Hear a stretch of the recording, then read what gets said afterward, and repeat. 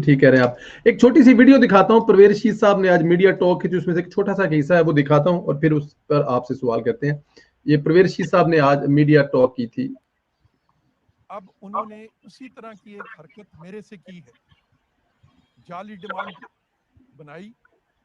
मैं उस जाली डिमांड को भी कानूनी तकाजे पूरे करने के लिए, ख़त्म करने के लिए पैसे जमा कराना चाहता हूँ। कोई पैसे वसूल नहीं कर रहा, बल्कि उनको इमरान खान की तरफ से हदायत हैं कि आप ये पैसे वसूल ना करें, ताकि टेक्निकल बुनियादों पर इलेक्शन कमीशन के जरिए मुझे इंतखाब में हिस्सा लेने से रोका जा सके। टेक्निकल नहीं है, अब कानून अमेंड हो गया वैसा 2017 से। परवेज रशीद साहब, आपके पास अभी है कि आप इलेक्शन ट्रिब्यूनल में कागजात मुस्तरद होने को चैलेंज कर सकते हैं, तो आप अपना ये हक इस्तेमाल करेंगे? इसके साथ ये भी ऐड कर लीजिए, क्या अभी तक कागजात जमा करवाने से पहले आपको नहीं मालूम था कि आपके जिम्मे इतने पैसे हैं? जी, मेरे पास कोई इस किस्म की इत्तला मुझे उनकी तरफ से नहीं दी गई। और दूसरी बात ये है कि ये मेरा कानूनी हक है कि मैं इसके खिलाफ अपील में जाऊंगा और अपील में भी जाके अपनी सारी गुजारिशात जो हैं वो पेश करूंगा। लेकिन एक बात मैं वादा करना चाहता हूं कि मेरी आवाज सिर्फ सेनेट के फ्लोर पे नहीं उठती है, सिर्फ पार्लियामेंट में नहीं है, पार्लियामेंट से बाहर भी हम अपनी आवाज बुलंद करते हैं। मैं सेनेट का मेंबर हूं या सेनेट का मेंबर ना हूं, आप मुझे ईवान के दरवाजे मेरे लिए बंद कर दें और ईवान के दरवाजे उन लोगों के लिए खोल दें जो पिछले 3-3 साल 4-4 साल से अदालतों के हुक्म के बावजूद, जाली एफिडेविट देने के बावजूद अब आपका टिकट लेंगे और सेनेट के ईवान में दाखिल हो जाएंगे। ये देखें, इसके दो हिस्से हैं। एक तो उन्होंने बताया कि मुझे पता ही नहीं है जब मैंने जमा करवाए हैं कि इस किस्म का है, और उन्होंने ये भी कहा कि मैं वो भी पे करने को तैयार हूं। लेकिन उन्होंने बताया, लंबी थी, कि मैं जब उस ऑफिस में गया तो वहां पे जो अफसर थे वो सारे अपनी कुर्सी से उठ गए। मैंने उनसे इवन ये भी कहा कि मुझसे कैश ले लें और जमा कर लें, मुझे रसीद दे दें, लेकिन ऐसा नहीं किया गया और ये सब कुछ इमरान खान के कहने पर किया गया। पहला हिस्सा सवाल का ये है, और दूसरे में बाद में आपकी तरफ आता हूं। देखिए, साफ सी बात है, सब लोगों को ये जो प्रोपेगेंडा मशीनरी है 2.5 साल से पहले से जो हम एक बात सुन रहे हैं कि मरियम नवाज को इस रास्ते पे परवेज रशीद साहब ने लगाया, सब जानते हैं। ये परवेज रशीद साहब को मास्टरमाइंड समझा जाता है, यानी कि ये फसाद की जड़ समझा जाता है। वो समझते हैं कि बाकी सारा जो 22 करोड़ अवाम है ना, उनमें जमहूरियत पसंद कोई लोग नहीं है।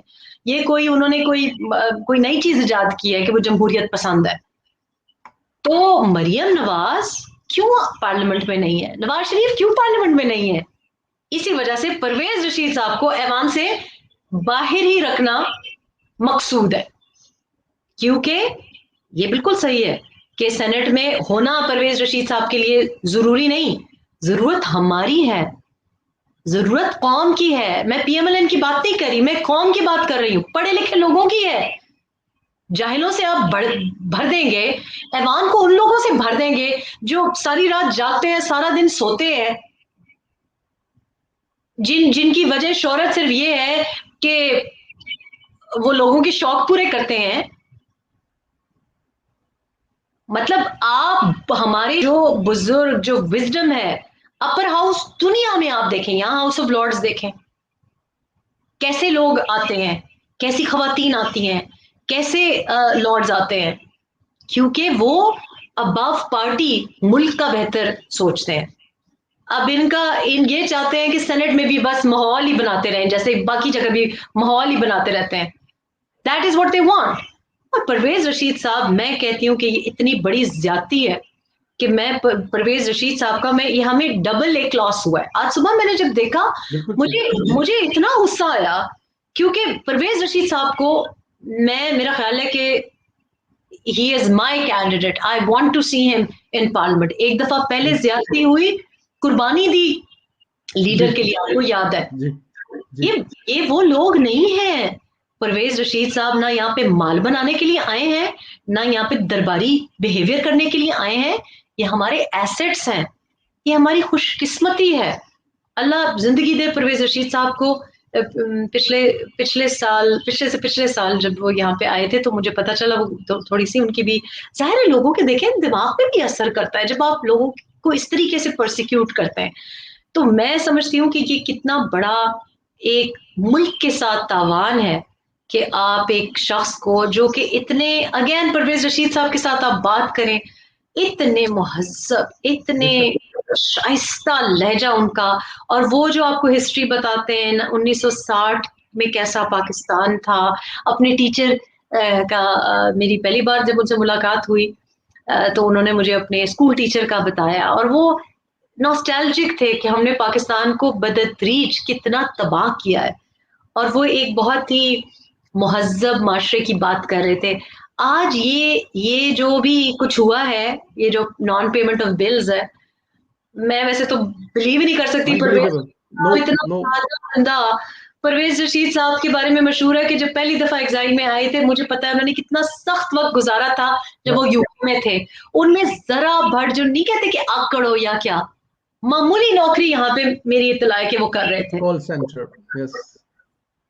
और आप सोचें कि हम लोग भी समझते हैं कि नहीं अब ये तो मैं वैसी नौकरी कैसे करूं, बच्चे भी इस तरह का सोचते हैं, लेकिन उन्होंने इतनी सख्ती पूरी जिंदगी गुजारी है, और ये हम करते हैं। हम अपने मुल्क के एसेट्स के साथ ये करते हैं, और जो उन्होंने बात की है हमें शर्म आनी चाहिए कि हम ऐसे हथकंडे इस्तेमाल कर रहे हैं उनको ऐवान से बाहर रखने के लिए। लेकिन आप ये भी माने कि इतनी दहशत है परवेज रशीद साहब की, ऐसे वो नरम लहजे में बोलते हैं, फिर भी उनको बर्दाश्त नहीं कर सकते कि कहाँ से ये इन्होंने ढूंढा है। और वो पंजाब हाउस के बिल, मैं तो वो तो बिल ही देख के मैंने कहा ये परवेज रशीद साहब तो नहीं बना सकते। इवन दे वाज नॉट, उनके दिल दिमाग में भी, क्योंकि मैंने इस टूर में उनके साथ 2 दफा टाइम स्पेंड किया, और एक दफा मेरी खुशकिस्मती है कि मरियम नवाज साहिबा और परवेज रशीद साहब के साथ 1 to 1 जब मेरी मुलाकात हो रही थी, तो मैं परवेज रशीद का शुक्रगुजार हूँ, क्योंकि ये वो इतना प्यार मोहब्बत करते हैं। वो लेके गए मरियम से उन्होंने टाइम बनाया, क्योंकि वो बहुत आपके सामने उनका शेड्यूल बिजी था। Otherwise she will be with in our program, और हमारा प्लान था कि वो इंटरव्यू हम वहां पे करेंगे, लेकिन क्योंकि उनकी बेटी की वजह से वो एक पूरा week she was doing nothing, उस वीक में हमारा प्लान था। एंड अच्छी बात यह है कि, खुशी की बात यह है कि मरियम ने मुजफ्फराबाद जलसे में खुद का प्रोग्राम करेंगे जी, बड़ा अच्छा प्रोग्राम करेंगे, खाना वाना खाएंगे, तो ये बड़ी एक इज्जत वाली बात थी। तो मैं उनके किसी तरह से भी ये ऐसी कोई वहां पे चीज नहीं थी। हाँ, कुछ और डर थे उनको कि ये कुछ ऐसी शरारत करेंगे, लेकिन ये वाला पॉइंट उनको पता भी नहीं था, ख्वाबो ख्याल में भी थे। हमारे टेक्निकल मात के तो माहिर है ना, आपको पता है ये टेक्निकल मात जो बलोचिस्तान में जो टेक्निकल बातें की, फिर सेनेट में जो संजरानी वाली टेक्निकल बातें की, पैनामा की टेक्निकलिटी देखें, बड़े टेक्निकली तो माहिर है। बस ये जो टेक्निकली जहां फेल हो जाता है ना, वो आवाम को कोई भी आराम, कोई भी आसाइश, कोई भी थोड़ी सी राहत देना, बस वहां पे इनकी टेक्निकलिटी फेल होती है। अपने को बचाना और जमहूरियत पसंद लोगों को ऐवानों से बाहर रखना, उसके माहिर है ये एक कमेंट है बड़ा मजे का, अगर आप इजाजत दें तो मैं आपको दिखाऊं स्क्रीन पर। ये है कि is it senator Pervez Rashid साहब is running steel mill in Punjab house. मतलब परवेज रशीद साहब को अगर कोई जानता हो, एक तो ना वो खाने पीने के ज्यादा शौकीन है, ना वो, और वो बल्कि लास्ट टाइम जब मेरी उनसे मुलाकात हुई तो मुझे बल्कि वो, क्योंकि वो बड़े अगेन पढ़ने वढ़ने के शौकीन है, तो वो इतना ज्यादा मिलने जुलने के भी कायल नहीं है। तो वो मुझको बल्कि ये बता रहे थे कि जब से मियां नवाज शरीफ की अहलिया की वफात हुई है, तो जो ये शख्स है वो बदल गया। तो मुझे कहते थे कि पहले मैं कभी चोरी कर लेता था कि मुझे जब वो कहें कि आके मिलो बैठो, तो मैं कभी जैसे मरी जाना हो या क्या, तो मुझे परवेज रशीद साहब कहने लगे कि मैं जरा मतलब मैं सोचता था अच्छा जाना पड़ेगा, लोग होंगे, इतना ज्यादा उनकी बहुत ज्यादा फ्लैशी पर्सनालिटी नहीं है कि जरा लोगों से मिले, वो जरा थोड़ा सा मतलब इतना जिसको जो पाकिस्तानी सियासत का एक तरीका नहीं होता कि इनसे भी मिलना, उनसे भी सेल्फी लेना, बिल्कुल भी नहीं। तो वो इस किस्म का तो वो शख्स ही नहीं है। मतलब ना वो खाते पीते ज्यादा है, पंजाब हाउस में उन्होंने मतलब and I find it again, ये इतना जुल्म भी है कि देखिए परवेज रशीद साहब भी मुशाहिदुल्लाह साहब की तरह, आई नो कि परवेज रशीद साहब ने कोई माल नहीं बनाया, कोई उनके पास, ये जो मैंने बिल देखा मैंने कहा ये तो जानबूझ के इनको दोनों ही किराए के मकान में रहते हैं अल्लाह के हुक्म से, परवेज रशीद साहब भी। जमहूरियत और पसंद ऐसा ही होता है, जमहूरियत पसंद ऐसा ही होता है। तो मैंने तो जब बिल देखा तो मैंने बिलाल को कहा, मैंने कहा ये बिल कैसे देंगे? तो मुझे कहने लगा मैम ये बिल तो देंगे क्या, ये तो डिस्क्वालीफाई हो गए हैं। अब ये भी बात मुझे नहीं समझ आती कि अगर कोई आपका बिल, देखिए अक्सर जो हमारे जो केपी हाउस हो गया, पंजाब हाउस हो गया, उधर तो खाते खुले होते हैं, बाकियों के जब खुलेंगे तो पता चलेगा इनको कि कितने खाते खुले होते हैं। लोगों के तो आपको पता है, ये तो फिर सेनेटर हैं, इतने सीनियर सियासतदान हैं, आम कोई एसडीओ होता है CNW वगैरह में, रेस्ट हाउसेस में जाके नहीं अपनी फैमिलीज को, कभी सर्किट हाउस, यानी ये जो पाकिस्तानी सिस्टम से जो कोई नया आया हो उसके लिए ये बात हो। तो भाई जो भी बिल है, अव्वल तो मैं समझती हूँ कि उनको ये चुकाना नहीं चाहिए, क्योंकि वो ऑनेस्ट आदमी है, ये बहुत ज्यादा पैसा है, ये पैसा उनके पास नहीं होगा, मैं यकीन से सवाल ही नहीं पैदा होता है। और दूसरा ये कि अगर हम सारे जोड़ के भी अगर उनको ये करवा दें, ये गलत बात है, इसलिए क्योंकि आपको अगर कोई खाता खुला हुआ था, कोई, ये तो अजीब बात है, कल को कहेंगे कि जनाब आपने मेरा आजकल तो कोई चीनी का बिल नहीं दे सकता, तो कल को कोई कहेगा कि जो चीनी की बोरी किरियाना स्टोर का आपने नहीं दिया था, आप सेनेट में नहीं जा सकते। यानी ये एक इतनी स्टूपिड बात है, इतनी स्टूपिड बात है। तो मैंने बल्कि बिलाल को कहा, मैंने कहा जाके सबको चेक करो, सबने किरियाना स्टोर्स के पे किए हुए, किसी का कोई चीनी का कोई मिर्चों का तो नहीं रह गया। ये ड्रामा बना रहे हैं, ये जमहूरियत का इन्होंने डेमोक्रेसी का ड्रामा बनाया हुआ है इन्होंने। मतलब कोई बात हो, उस बंदे की करप्शन ही पकड़ सके आप, उसकी करप्शन का आप पकड़ के बताएं, उसने कभी कोई गलत काम किया हो।